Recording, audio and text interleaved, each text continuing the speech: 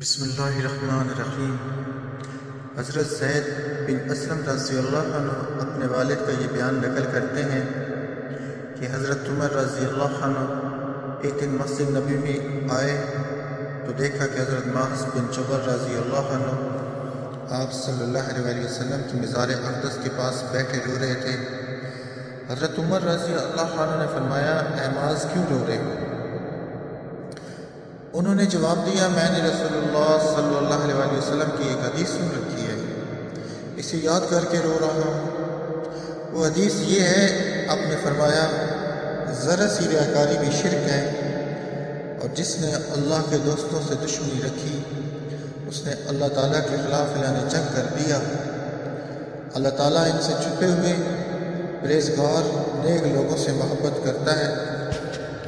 اللہ تعالیٰ ان چھپے ہوئے پرہیزگار نیک لوگوں سے محبت کرتا ہے۔ اگر کسی محفل میں وہ نہ آئے تو کوئی ان کی غیر موجودگی کو محسوس نہ کرے، اور اگر کسی مجلس میں موجود ہوں تو ان کو کوئی پہچانتا نہ ہو۔ ان کے دل ہدایت کے روشن چراغ ہوتے ہیں۔